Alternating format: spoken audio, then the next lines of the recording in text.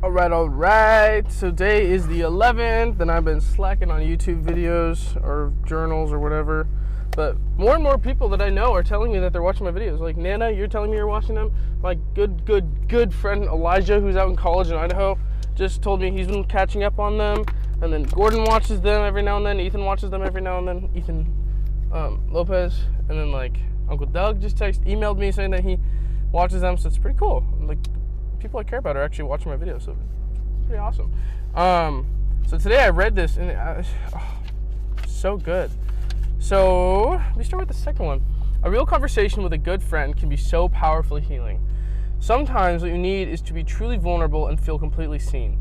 Connecting with another person at such a deep level can leave you feeling re-energized and refreshed. And it's so true. Like, literally just the other day I was talking about that conversation, I was talking about the conversation I had with Dad. Oh my goodness, like, it felt so refreshing to just talk and get stuff off my chest. And not just to a therapist, but to somebody you care about that brings you closer in your relationship. Which is why I don't really believe in therapy. I believe in making good friends. And also, it reminds me of the lack of friends that I have, technically. Like, all my friends are off in college, and in high school I didn't make very many friends. And, like, it's just, I don't know, it's just like, I always had an ulterior motive. Ow!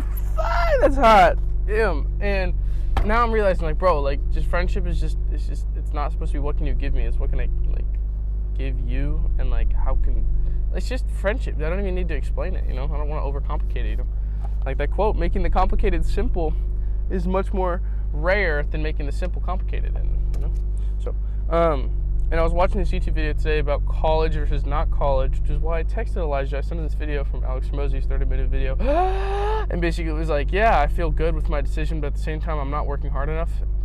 And I'm relying upon my dreams. So it's like, I don't have a plan B. I only have a plan A. So I better make that shit work. Which is, it's kind of, you know, the self-doubt just be hitting you every day, but whatever. And he said, broaden your luck surface area by meeting more people. And it was like, kind of just like, but it was like, so true. It's like, the more people you meet, the more likely you are to have opportunity. Like, this kid I work with, Cody, he surfs, and he's actually pretty cool, but Frank had beef with him, but I don't know. Like, I like him because he's, like, immature, and it's like, immature kids are the ones that, like, actually see through shit, and, like, they're not too serious about it, but, like, subconsciously, they're like, this shit's stupid. I'm not gonna fucking follow the rules that somebody else made. Like Steve Jobs was saying. He's like, the world was made by other people. You can poke holes at it and it'll poke out somewhere else. So you can shape it to whatever you'd like. So anyways, and this kid, he's saying that he's surfing, and he's saying that he goes surfing with this kid he met who's 18 years old and drives a Raptor 2023 Ford F-150. I was like, how the hell? And he's like, oh, well, his dad. I'm like, oh my God, that's so stupid. He's like, well, guess how much his dad makes? I was like, I don't know, $500,000, $1 million a year. And he's like, try $900,000 a month. I'm like, holy crap. And he lives up above Zuma Beach, and basically all he does is the basics of business. He takes people's businesses, builds them, and then sells the businesses. And that's literally what I'm trying to get into by the time I'm like 40 or 50. You know, I'm not even trying to put limits on it. Who cares when it is? But if acting and music and comedy doesn't work out, I'm probably just going to make a development company and just build houses, and then also like I want to get into venture capitalism and business acquisition, because it's like, that's literally the biggest thing you can do, is like taking a business, making it a little bit better, and then you multiply its value by 2-4 times %, who knows, or 2 to 4 times the value, just by maybe like making it more efficient, making it more automated, all kinds of things. And all that knowledge comes from Alex Hormozi, who's literally like freaking amazing. So it's like, whenever I feel like I don't have a mentor, I'm like, yo, Alex Hormozi, bro. Anyways, broadening your luck surface area. Holy crap, I went on a whole tangent about that. And it was basically, like, the more people you know, the more connected you are, the more opportunity you're gonna have. It's like, that's why I'm trying to meet as many people as possible and do as many things as possible. So yeah. And then, which is also kind of why, like, I was watching Once Upon a Time in Hollywood last night, and also then after that I watched The Terminal, and I was like, you know what, I'm gonna go on a movie rant. And actually this connects with it. No one can show up 100% of the time. Next time you feel upset or temporarily not being the best version of yourself, notice the attachment you have to perfection, like I do. Remember that you occasionally need to slow down and preserve your energy to fully restore your well-being. And I feel freaking restored today. I just watched 2 great movies last night, and I watched The Terminal not because I planned on it, because I was like, the last airport scene in the Once Upon a Time in Hollywood. It reminded me of The Terminal. I was like, yeah, I'm gonna watch The Terminal. I'm gonna stay up until 1:30 in the morning watching freaking movies, because I barely ever do that, and I truly enjoy movies. I love cinema. Sigma. Also, yesterday was my first server shift, and I made an average of $35 an hour, which is freaking crazy. And let's get after tips. And it was a Wednesday, and I had 8 tables, and I made $110 in tips. 77 of it was cash, and I got to walk home tax free. Freaking insane. All right, yeah. No, wrong book. Whoops. And then today I'm going to Ethan's house and basically going to work on the MG probably all day and stacking up my cash. I actually need to go to the bank and pull out another $1,000 because you can only pull out $1,000 cash every single day. I have like $3,000 in there that I need to pull out, and that'll let me have like $8,000 in cash. And by the end of this month, I'll have $9,000 in cash probably. Maybe less, I don't know. With tips and serving, it's insane. Like you literally make you can make $100 a day. And if you're working 18 hours a week, 3 shifts for 6 hours average, plus the tips varying from $35 to $50 an hour, ain't with tips. It's like you'd be making like $2-3 a month working less than part-time being a server, which is freaking insane. And it's also a great environment. It's like relaxation to me because you get to meet people. Anyway, I keep going on so many tangents, but you know what? That's okay, bro. Because nobody needs to listen except for me. So I had all these thoughts yesterday when I was at Dargan's. I probably spent like 2 hours sitting doing nothing, waiting for a customer to come in. I need to buckle up. Shawty. Yeah, I watched Once Upon a Time in Hollywood last night. That was freaking inspirational as hell. I was like, wow, like Quentin Tarantino, such a good filmmaker. I don't know if I could ever get to that level, but I mean, he also started when he was 30 years old, working at a film store. Well, that was when he had his first big break. He'd been working for years developing screenplays and stuff. That's when he sold his first one for $30,000. And I'm like, you know what, bro? The world is mine. Like, I don't see a world where I don't get at least one of my dreams accomplished, you know? Like, maybe I write movies, maybe I direct them, maybe I am a venture capitalist, maybe I'm a business acquisition dude, maybe I'm a business owner, maybe I'm an actor, maybe I'm a comedian, maybe I'm a musician. There's endless I'm working for all of it. Whichever one hits, I'm going to do that. So, I'm open. But with Alex Hormozi, I'm kind of like, shit, I'm slowing up. Like, I need to work harder and, like, actually work towards things. But then I'm like, I'd rather do that when I'm 30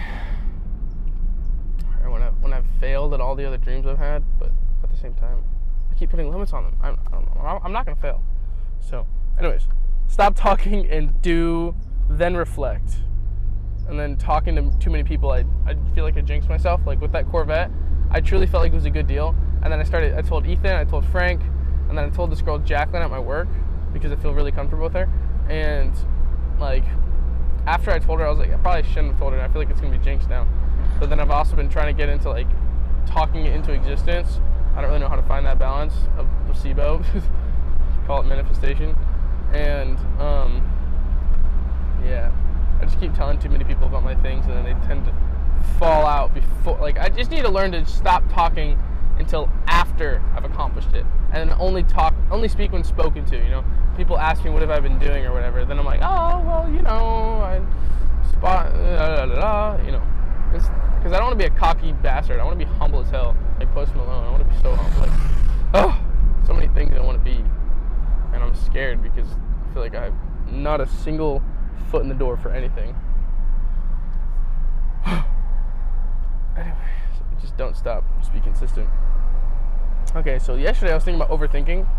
It requires high IQ or just awareness in Zen to see higher and farther than just the surface level. Like being a server, anxiety about duties and what job. Oh yeah, just a server or job. And what else to do instead of seeing that it's out, that this is all there is.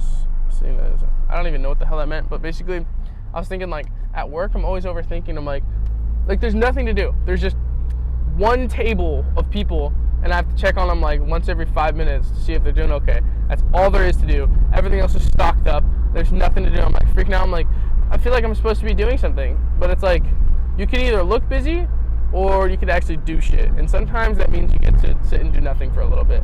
And that also means you can sit and think about what you're going to do next and premeditate your actions, which is perfectly fine.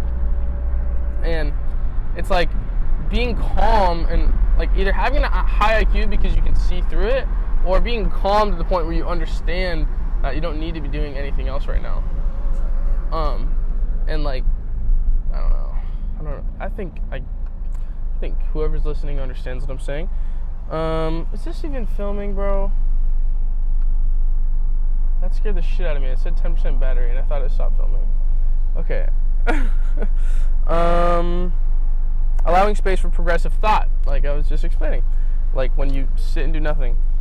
Claim your territory, stop being so nice and letting people walk all over you. It's okay to have it your way as long as you balance the selfishness. Because as people, we're just selfish. Like you don't live for somebody else, you're living for yourself. Which actually segues into the next thing. What the fuck is this society? Sorry, Nana, I'm so sorry. Bitch, let me over. Yeah, thank you. Subaru. Ugly ass car. Anyway, what the hell is this society? Like, I can't comprehend that we still think college is a good idea. Like, yeah, I watched that video with Alex Mosey. It makes sense. Like, if you're going to an Ivy League, that makes sense. That actually makes sense. But anything else is like, you're just going into debt, or if you're going for free, then that makes sense. You're getting the benefits without the negative. But like, dude, why are people pushing that so hard? Like, I feel like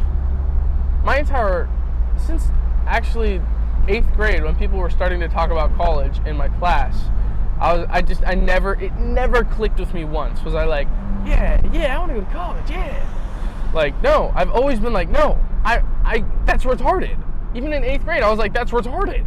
People just go there just to party. And I wish I could have a story to, like, concrete how I felt. But, like, I've always seen through it. And then, like, last year, even actually in junior year of high school, I was like, people started to talk about college and SATs, and I was like, bro, it's so stupid. I know that I'm not going to college, so I never put any effort into it. And then I would just, like, skate and make YouTube videos. And then the senior year came along, everybody was getting accepted, and I kind of felt, like, left out. But then again, the entire time I felt calm. Like, it was kind of like when you drop something, like a vase, but your adrenaline doesn't spike, and you're just kind of like, oh, okay.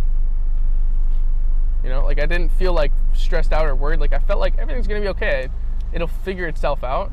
And it seems to be, because, I mean, you know, out of all the kids I've ever known, I think, not to be prideful, but I think I'm ahead of all of them. It's just as long as I keep staying ahead of them and not let them get ahead.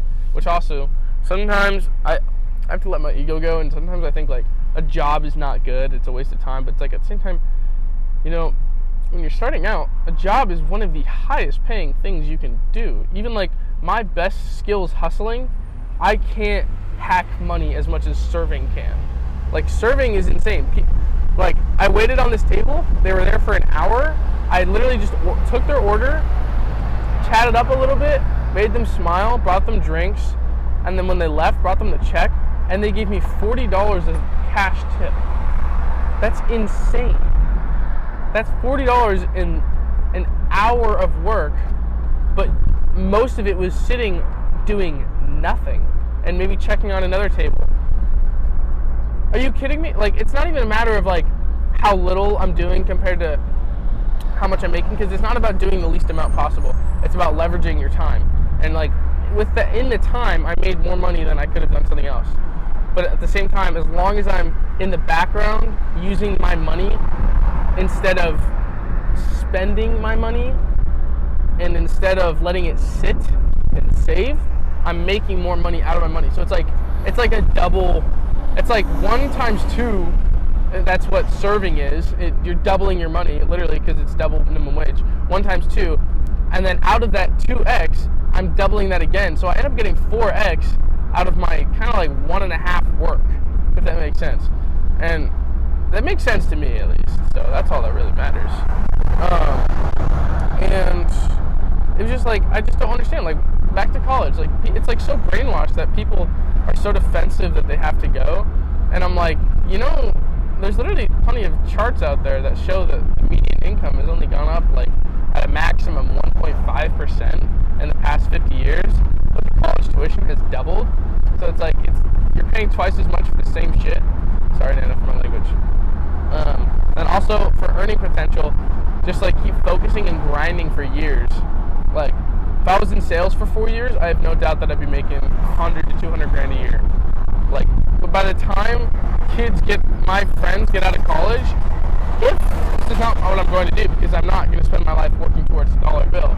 I'm going to spend it working towards making awesome crap that people can enjoy, even if that means I live in a shack. Like, I don't care. I just want to make fun shit. And proof that I existed, you know, and proof that I used my time, not wasted it, or spent it, or passed it, whatever. And anyway, since I graduated until the time kids were graduating college at a sales job, I guarantee that what I make in 1 year at the age of 22, 23 would be able to pay off the entirety of the debt for those kids in college. Like, I have no doubt that if I was in sales, because I don't need much to live, like maybe like, I literally have a budget, it's like $50 of thrifting a month is the max, like $350 of food, I don't have rent, about $250 of gas, and $100 of insurance. That's all that I need. So I spend about $800 to $1,000 a month. If I can make $3,000 a month, that's saving $2,000 a month. At the end of the year, that's 24 grand. I can easily turn 24 grand into like 50 grand within 6 months. And so it's like, then I'll have 50 grand. Another 6 months, I can turn that into 100. It's just exponential. Why does nobody understand? Why do I feel so freaking alone in this? Like, when I say it, it makes sense to people, but nobody actually puts it into living and puts the work behind it. And I'd rather take the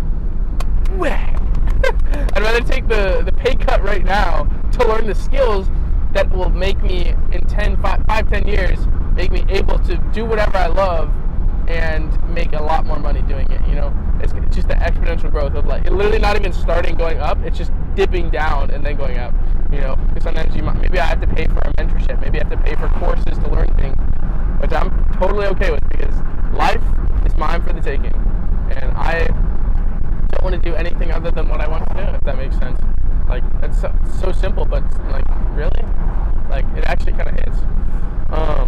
Also, focusing, so stop wasting time. Oh yeah, stop wasting time. I see this at the bar, of people who waste time and waste their money.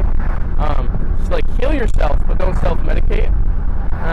Increase your lux surface. Yeah, I already said that. But like,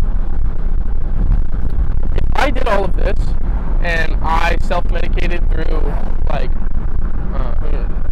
weed and alcohol, which is very common, like, I'm automatically saving like an extra couple $100 a month by not only not spending that shit, but I'm avoiding the negative and moving in a progressive direction, because I'm learning how to be nice in my head, but like balance it and learn how to know myself. Like, I woke up this morning with a huge anxiety attack kind of thing, and I was smiling. I was like, oh my god, I missed it. Like, I missed having this anxiety and constant movement of thought. Like, it's so nice. Even though it's like, I feel like crawling up in a ball and freaking exploding. But like, it's just, I missed it. And it's like, I'm okay with that, and I don't need to medicate myself for that. And I've learned how to love that, and I've learned how to leverage it too, and learn how to make things out of that. And it's like, I don't know why, but this is so apparently so complicated and rare nowadays, I guess. But I don't know. I feel like a very neutral point in my life right now. But at the same time, it's like, I'm just I have a vision, but I can't decipher if it's purely dreams or if it's actually going to manifest and actually going to happen. Because I feel very conflicted also in like, what am I doing? Because I'm very sure of what I'm doing and what I'm not doing. But at the same time, this feels like something's missing. Maybe it's as simple as love, like from like romantic love, or maybe it's as maybe it's as simple as feeling unfulfilled in my friendships. Maybe actually that's more complicated. Or feeling unfulfilled in how I've basically lived in the same area my entire life, which I honestly think it's that one, which is why I'm super excited to go to Guam. I'm super excited to go to Guam. It's going to be completely refreshed. And the dude that went there took me up to get in there. He said that literally all the people will love me because they're like a bunch of me's, and I'm like, that's what I freaking like want to hear. A bunch of jack lifeguards who travel away from their families, are living in Guam and chasing dreams, and also just like killing it in whatever they do, and like just cool people, you know what I mean? It's like, you know